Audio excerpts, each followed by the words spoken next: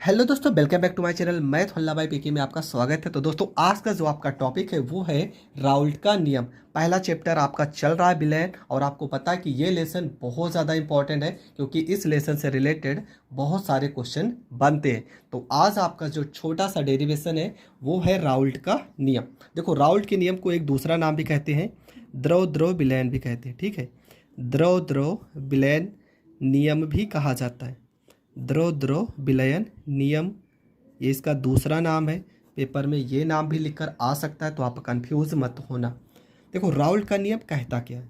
सीधा सा डिफिनेशन है कि किसी निश्चित ताप पर द्रव द्रव विलयन में उपस्थित किसी घटक का आंशिक वाष्प दाब उस घटक के मोल प्रभाज के समानुपाती होता है। बस इतना ही तो इन्होंने कहा है।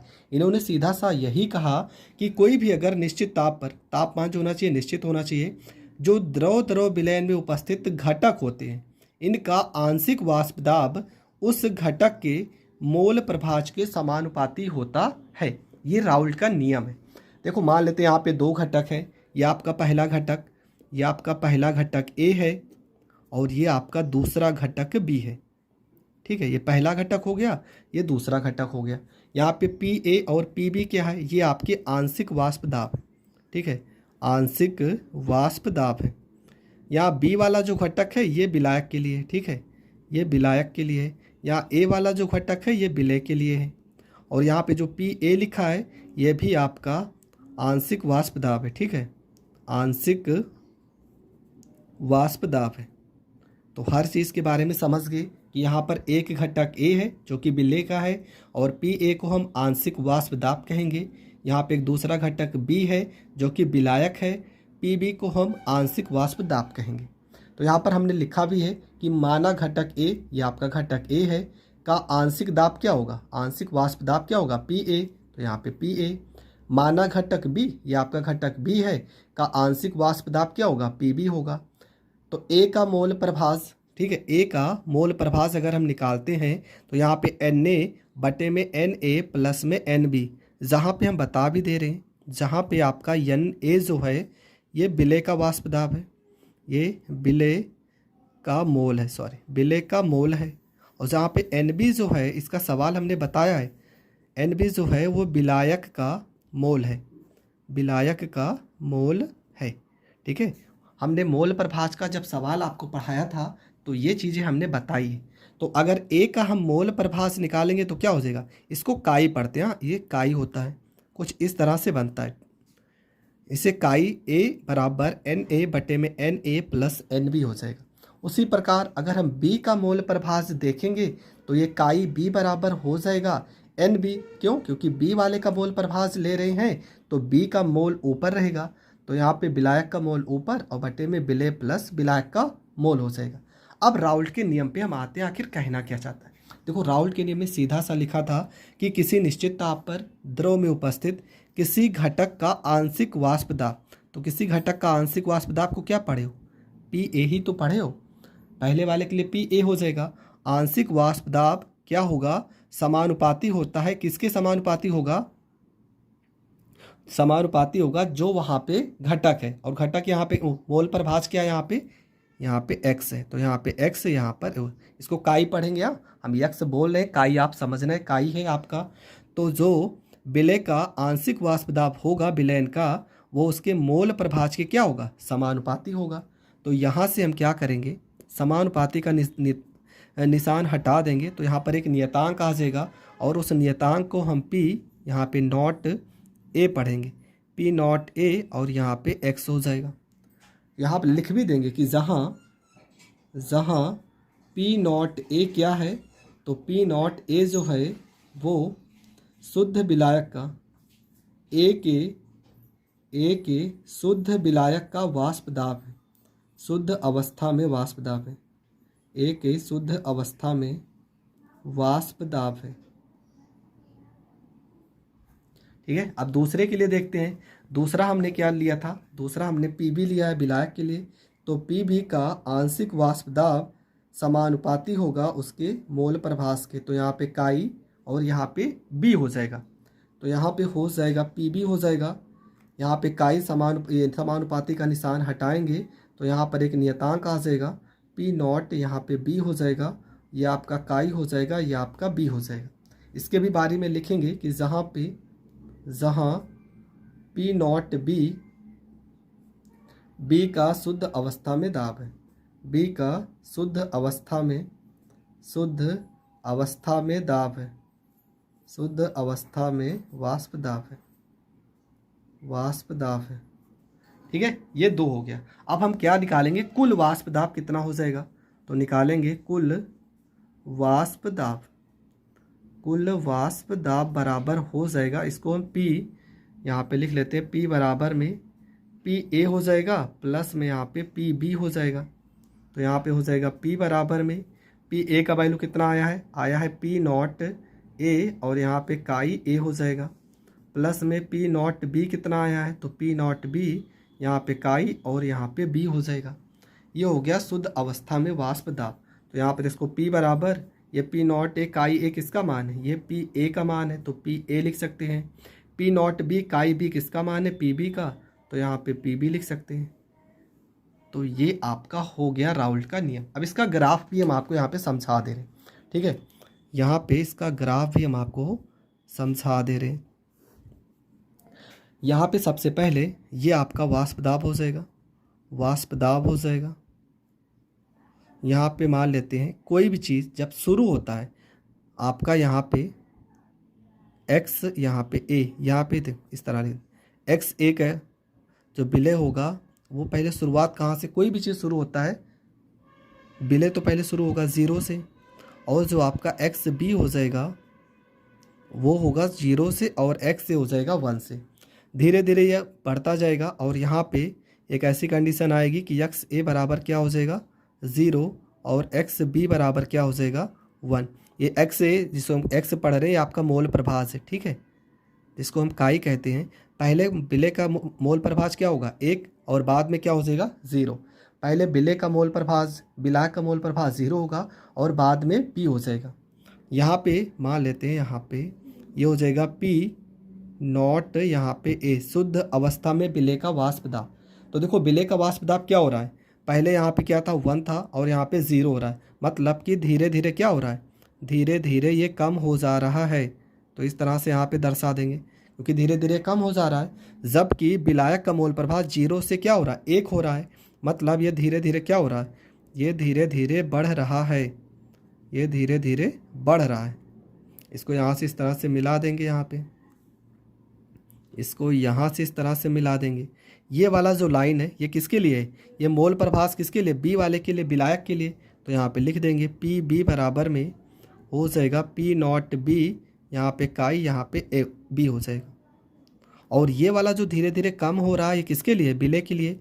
तो यहाँ पे हो जाएगा पी नॉट ए बराबर में पी नॉट ए, यहाँ पे काई, यहाँ पे ए हो जाएगा। ठीक है, यहाँ तक आपको करना है, पूरा का पूरा राउल्ट का नियम क्लियर हो जाएगा। अब राउल्ट के नियम की यहाँ पे सीमाएं हम बता दे रहे हैं। राउल्ट के नियम की 3 सीमाएं यहाँ पर लिखी हैं। पहला, यह केवल तनु विलयनों पर लागू होता है। तो नंबर 1 में आपको क्या लिखना है कि यह केवल तनु विलयनों पर लागू होता है। नंबर 2 पे क्या लिखना है कि एनटीपी पर दोनों विलयन अवाष्पशील होने चाहिए। ठीक है, दाब पर, वाष्प दाब पर दोनों के दोनों विलयन कैसे होने चाहिए, अवाष्पशील होने चाहिए। अगला क्या है कि विलय विलायक में घुलकर वियोजित हो जाए। ठीक है, विलय और विलायक आपस में क्या हो जाए, घुल जाए और वियोजित हो जाए। तो ये 3 के 3 राउल्ट के नियम की सीमाएं हैं। इसके बाद जो आएगा वो आएगा आदर्श नियम और अनादर्श। सीधा सा डेफिनेशन है कि ऐसे विलयन जो प्रत्येक सांद्रता व ताप पर राउल्ट के नियम का पालन करते हैं तो वैसे विलयन को आदर्श विलयन कहते हैं।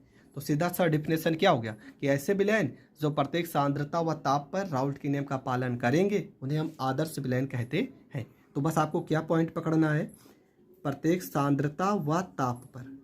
ठीक है, प्रत्येक सांद्रता व ताप पर किसका नियम का पालन करेंगे, राउल्ट के नियम का पालन करेंगे, तो उसे हम आदर्श विलयन कहते हैं। तो इसके लक्षण क्या क्या हो जाएंगे। पहला लक्षण आपका क्या है, पहले लक्षण में लिखा है कि राउल्ट के नियम का पालन करते हैं। पहला लक्षण तो यही हो गया कि राउल्ट के नियम का पालन करेंगे। दूसरा, ए व बी की संरचना लगभग समान होती है। राउल्ट के नियम में अगर आदर्श विलयन की बात की जाए तो आदर्श का जो विलयन होगा इसमें जो ए और बी की संरचना होगी, मतलब कोई आपका विद्युत विलय आपका ए होगा, विलायक आपका बी होगा, ऐसा कोई भी पदार्थ होगा तो उनकी संरचना जो होगी वो समान होती है। तीसरे में ए व बी के अणुओं का आकार लगभग समान होता है, ठीक है, इनके जो अणुओं का आकार होगा वो भी समान होता है। इसके बाद डेल्टा एच, एच का मतलब यहाँ पे क्या हो जाएगा, एच का मतलब यहाँ पे एंथैल्पी हो जाएगा, मतलब ऊर्जा से रिलेटेड। डेल्टा एच बराबर क्या होता है, 0, मतलब आदर्श विलयन के बनने में ना तो ऊर्जा अवशोषित होती है और ना तो उत्पन्न होती है, ठीक है। डेल्टा एच का मतलब 0 का मतलब क्या हुआ कि इसमें ना तो ऊर्जा अवशोषित होगी, ना तो ऊर्जा इसमें अवशोषित होगी, ना तो निर्मुक्त होगी, मतलब ना निकलती है और ना अवशोषित होती है। तो डेल्टा एच बराबर यहाँ पे 0 अगर लिख देंगे तब भी एग्जामिनर आपका समझ जाएगा कि आप कहना क्या चाहते हैं कि आदर्श विलयन के बनने में ना ऊर्जा अवशोषित होगी ना तो निर्मुक्त होती है। इसके एग्जाम्पल की बात कीजिए, ठीक है, एग्जाम्पल हो जाएगा बेंजीन का टॉलुइन का जो मिश्रण होगा वो आदर्श विलयन का मिश्रण होता है। आपसे बहुविकल्पीय क्वेश्चन में पूछा जाता है कि बेंजीन और टॉलुइन का जो मिश्रण होगा वो किस पे आधारित है, तो आदर्श विलयन पे आधारित है। एथिल ब्रोमाइड व एथिल आयोडाइड का जो मिश्रण होगा वो भी आपका आदर्श के विलयन पर आधारित है। एथिल ब्रोमाइड का अणु सूत्र क्या हो जाएगा, C2H5Br, ये हो जाएगा एथिल ब्रोमाइड, और एथिल आयोडाइड का अणु सूत्र हो जाएगा C2H5 और यहाँ पे I हो जाएगा। इन दोनों का जो मिश्रण है ये भी आदर्श विलयन से रिलेटेड है। अब आते हैं अनादर्श विलयन में, इसका डिफिनेशन क्या होगा, सेम उसी का उल्टा करते चलना है आपको।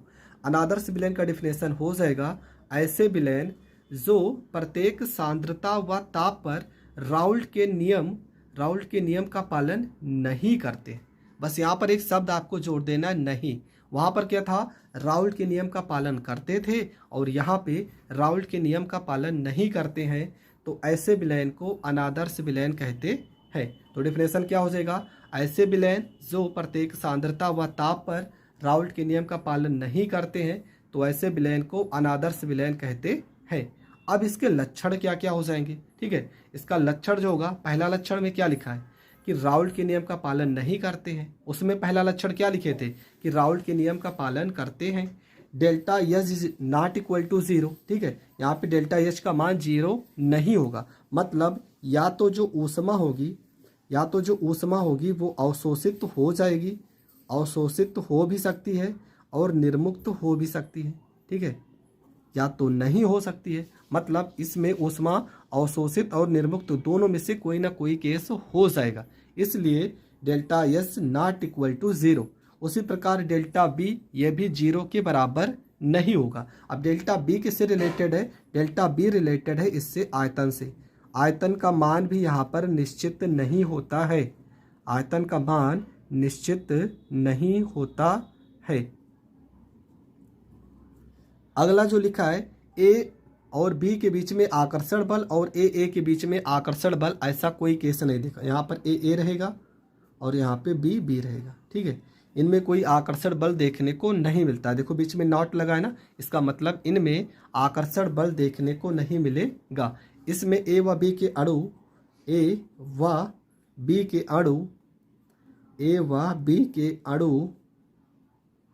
अणुओं का आकार समान नहीं होता है, ठीक है, असमान लिखते, असमान होता है, ठीक है, मतलब दोनों के जो ए और बी के जो अणु होंगे उनके आकार जो होगा वो असमान होगा। तो ये भी लिख सकते हैं। इसमें संरचना की बात की जाए तो उसमें हमने संरचना समान लिखी थी, तो यहाँ पे लिख सकते हैं ए व बी की संरचना असमान होती है, ए व बी की संरचना असमान होती है, ठीक है, असमान होती है। तो ये इसके हो जाएंगे लक्षण। आदर्श विलयन और अनादर्श विलयन 2 नंबर में या तो 3 नंबर में कभी कदार पूछा गया है। इंपॉर्टेंट इसलिए हो जाता है क्योंकि राउल्ट के नियम से रिलेटेड है, और राउल्ट का नियम तो पेपर में हर बार आता ही आता है। तो राउल्ट का नियम हमने पहले बताया था, आप वहाँ से पढ़ लीजिएगा। आदर्श और अनादर्श विलयन आज आपका कंप्लीट ये समझ लेते हैं। देखो लिखा है कि जब 2 भिन्न सांद्रताओं वाले विलयनों को किसी अर्धपारगम्य झिल्ली द्वारा अलग किया जाता है तो विलायक के अणु तनु विलयन से सांद्र विलयन की ओर गति करने लगते हैं तो विलायक के अणुओं की इस प्रकार की गति को परासरण कहते हैं। अभी आपको समझ में नहीं आएगा कि ये क्या है, लेकिन अब चलो समझाते हैं। मान लेते हैं यहाँ पे कोई विलयन है, ठीक है, इसमें कोई यहाँ पर विलयन है, लेकिन लिखो एक शब्द यहाँ पे लिखा है कि भिन्न सांद्रता वाले विलयन। चलो बीच में हम एक यहाँ पे इस तरह से लाइन मार देते हैं, ठीक है। और ये जो लाइन है ये कुछ और नहीं, ये एक प्रकार की झिल्ली है और उस झिल्ली का नाम है अर्धपारगम झिल्ली। ये झिल्ली आपकी हो जाएगी अर्धपारगम झिल्ली। देखो मेरी आवाज़ थोड़ा से बैठी है, लेकिन फिर भी वीडियो आपको अपलोड करना ज़रूरी, क्योंकि आप लोग की कुछ दिनों से वीडियो अपलोड नहीं हो रही थी मेरी तबीयत खराब होने की वजह से। तो ध्यान से समझना मैं कहना क्या चाह रहा हूँ। देखो लिखा है यहाँ पर पहले एक मैंने पात्र बना लिया, पात्र में दो तरह के विलयन होंगे। यहाँ पर हमने एक झिल्ली को लगा दिया और इस झिल्ली का नाम है अर्धपारगम झिल्ली। अब देखो यहाँ पर होगा क्या, एक होता है आपका तनु विलयन। चलो यहाँ पे हम मान लेते हैं तनु विलयन है, ये आपका हो गया तनु विलयन, और इधर आपका हो गया सांद्र विलयन। हो तनु विलयन हो गया और ये आपका हो गया सांद्र विलयन। सांद्र का मतलब होता है थोड़ा सा गाढ़ा, मतलब ऐसा विलयन होगा जो थोड़ा सा गाढ़ा होगा। तनु का मतलब चलो मान लेते हैं हल्का विलयन, मान लेते हैं सिंपल सा वाटर होगा, वाटर जो होगा। और यहाँ पे गाढ़े वाले को चलो मान लेते हैं कि वाटर होगा और प्लस में इसमें शुगर मतलब चीनी को भी मिला दिया गया हो, तो ये पक्का थोड़ा से गाढ़ा तो हो ही जाएगा। तो होता क्या है कि जब दो भिन्न भिन्न सांद्रताओं वाले विलयन को किसी अर्धपारगम झिल्ली द्वारा अलग किया जाता है तो क्या होगा, जो विलायक के अणु होंगे वो तनु विलयन से, विलायक के जो अणु होंगे वो तनु विलयन से कहाँ जाएंगे, वो जाएंगे सांद्र विलयन की ओर। विलायक के जो अणु होंगे वो कहाँ से कहाँ जाएंगे, तनु विलयन से सांद्र विलयन की ओर गति करने लगते हैं और विलायक के अणुओं की इस प्रकार की गति को परासरण कहते हैं। बस इतना ही तो लिखना है। देखो फिर से समझते हैं, यहाँ समझो, बस यहाँ मत देखो, यहाँ देखो लिखा है जब दो सांद्रता वाले विलयन को किसी अर्धपारगम झिल्ली द्वारा अलग किया जाता है तो विलायक के जो अणु होंगे वो तनु विलयन से सांद्र विलयन की ओर गति करने लगते हैं। अणुओं की इस प्रकार की गति को परासरण कहते हैं। बस इतना ही तो लिखना है और आपका डिफिनेशन पूरा हो जाएगा, कंप्लीट हो जाएगा। अब इसके प्रकार देख लेते हैं। ये छोटा सा चित्र भी आप बनाना चाहें तो बना सकते हैं। परासरण दो प्रकार के होते हैं, एक होता है आपका अंतःपरासरण, एक आपका होता है बाह्य परासरण। तो पहले हम अंतःपरासरण को समझते हैं। अंतःपरासरण का डिफिनेशन क्या होगा, देखो इसका स्पेशल अगर डिफिनेशन हम ढूंढे तो बड़ा अजीब सा लिखा है, बहुत कठिन लैंग्वेज में लिखा है, लेकिन ये जो हम डिफिनेशन बता रहे हैं एकदम बेस्ट है और ये आपको एनसीईआरटी में मिलेगा, इसलिए इस डिफिनेशन को याद कर लेते हैं। सबसे पहले अगर मान लेते किसी किशमिश को, किशमिश तो आप लोग खाए भी होंगे, देखे होंगे, सब कुछ किए होंगे उसके साथ। जब हम किशमिश को डुबो देते हैं, आपने किशमिश को अगर पानी में भिगोया होगा तो आपने देखा होगा कि किशमिश फूल के बड़ी हो जाती है। पहले किशमिश का आकार कुछ और था, बाद में कुछ और हो गया। इसका मतलब उसमें जो आकार में चेंज हुआ है, क्यों हुआ है, क्योंकि किशमिश में जो पानी के अणु होंगे वे छोटे छोटे छिद्रों के द्वारा किशमिश के भीतर चले जाते हैं, और किशमिश के भीतर अगर पानी के अणु चले जाते हैं तो किशमिश का आकार तो चेंज हो जाएगा। तो वही तो लिखा है कि जब किशमिश को डुबोया जाता है तो जल के अणु बाहर से किशमिश के अंदर की ओर जाने लगते हैं।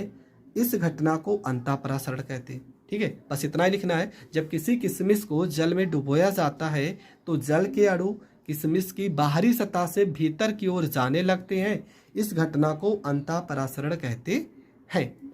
दूसरा लेते हैं। दूसरा आपका क्या है, दूसरा आपका है बाह्य परासरण। ठीक है, बाह्य परासरण। अब इसको कैसे याद करेंगे, देखो मान लेते हैं किसी अंगूर को आपने लिया है, अंगूर को चीनी के संतृप्त विलयन में डुबोया जाता है। चीनी के संतृप्त विलयन में डुबोगे तो क्या होगा कि जल जो अंगूर के पानी के कण अंदर है वो धीरे धीरे बाहर की ओर आ जाएंगे और अंगूर आपका जो पहले फूला हुआ था अब पिचक जाएगा, और पिचक जाएगा तो इसका मतलब क्या, अंगूर का आकार चेंज हो गया, और इस घटना को बाह्य परासरण कहते हैं। तो देखो लिखा है कि जब किसी अंगूर को चीनी के संतृप्त विलयन में डुबोया जाता है तो जल के अणु अंगूर से बाहर निकलने लगते हैं, जिसके कारण, यहाँ कारण होगा, ठीक है, जिसके कारण अंगूर पिचक जाते हैं। यह घटना बाह्य परासरण कहलाती है। तो तो अंतःपरासरण और बाह्य परासरण की डिफिनेशन समझ में आ गई। अंतःपरासरण में क्या होगा कि पानी के अणु बाहर से अंदर की ओर चले जाएंगे। बाह्य परासरण में क्या होगा कि पानी के अणु जो अंदर थे वो बाहर आ जाए। परासरण में जो भी पदार्थ था वो बड़ा हो जा रहा था और बाह्य परासरण में पिचक के छोटा हो जा रहा था। तो बस आपको ये छोटी छोटी चीज़ें याद करनी रहेंगी और आपका परासरण पूरी तरह से खत्म हो जाएगा। तो ये डिफिनेशन भी आपको बहुत अच्छे से समझ में आ गया होगा। मिलेंगे नेक्स्ट वीडियो में। आपका जो अगला वीडियो होगा वो होगा परासरण और विसरण में अंतर, जो कि बहुत ज़्यादा इंपॉर्टेंट। और एक तरफ लिख लेते हैं विसरण। परासरण की डिफिनेशन क्या होगा? परासरण में हमने बताया था कि जो अणु होते हैं वो तनु विलयन से किधर जाएंगे? सांद्र विलयन की ओर गति करते हैं। अणु जो होंगे वो कहाँ से कहाँ जाएंगे? तनु विलयन से सांद्र विलयन की ओर गति करते हैं। जबकि विसरण वाली घटना में इसी का उल्टा हो जाएगा। यहाँ पे अणु तनु विलयन से कहाँ जा रहे थे? सांद्र विलयन। यहाँ पे अणु सांद्र विलयन से तनु विलयन की ओर गति करते हैं। तो परासरण में क्या लिखना है कि अणु तनु विलयनों से सांद्र विलयन की ओर गति करते हैं। जबकि विसरण में आपको लिखना है कि अणु सांद्र विलयन से तनु विलयन की ओर गति करते हैं। तो पहला तो आपका हो गया। दूसरा में परासरण में हमने एक झिल्ली का प्रयोग किया था। उस झिल्ली का नाम था अर्धपारगम झिल्ली। ठीक है, तो परासरण में अर्धपारगम झिल्ली आवश्यक होती है, जबकि विसरण में अर्धपारगम झिल्ली आवश्यक नहीं होती है। परासरण में अर्धपारगम झिल्ली की जरूरत होगा, जबकि विसरण की घटना में अर्धपारगम झिल्ली की जरूरत नहीं है। अगला, परासरण जो होता है इसमें केवल विलायक के ही अणु गति करते हैं, जबकि विसरण में विलेय व विलायक दोनों के अणु गति करते हैं। परासरण में किसके अणु कहाँ जा रहे थे? विलायक के अणु तनु विलयन से किधर जा रहे थे? सांद्र विलयन की ओर। हमने पहले इसके पहले वाली वीडियो में पढ़ा था। जबकि विसरण में क्या होगा? विलेय और विलायक दोनों के अणु गति करते हैं। अगला, परासरण केवल द्रव में होता है। परासरण किसमें होता है? केवल द्रव में। जबकि विसरण होता है द्रव और गैस दोनों में होता है। ये भी इंपॉर्टेंट है, बहुविकल्पीय क्वेश्चन यहाँ से बनते हैं। आपसे पूछा जाएगा परासरण की घटना होती है, ऑप्शन में रहेगा ठोस, द्रव, गैस, या तो लिखा रहेगा ये सभी। तो परासरण की घटना केवल द्रव में होती है, जबकि विसरण की जो घटना होती है वो द्रव और गैस दोनों में होती है। अगला, परासरण को रोका जा सकता है। ठीक है, परासरण की क्रिया को हम रोक सकते हैं, लेकिन विसरण की क्रिया को रोका नहीं जा सकता है।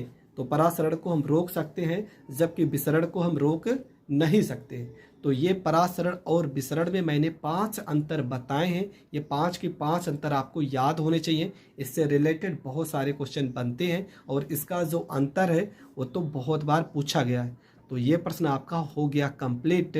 मिलेंगे हम लोग नेक्स्ट वीडियो में। देखो, इससे पहले मैंने जितने भी टॉपिक बताए सीरियल बाई हर एक टॉपिक को मैं बता रहा हूँ। आपका काम क्या है? अच्छे से नोट्स बनाना और उसे तैयार करना। अगर आपको अच्छा परसेंटेज लाना है तो आपको मेरे साथ नोट्स बनाना पड़ेगा। हर एक नोट्स बनाते चलिए और उसका रिवीजन करते चलिए। आपको पूरी की पूरी फिजिक्स, केमिस्ट्री, मैथ अच्छे से समझ में आ जाएगी। तो मिलेंगे नेक्स्ट वीडियो में। तब तक के लिए जय हिंद, जय भारत।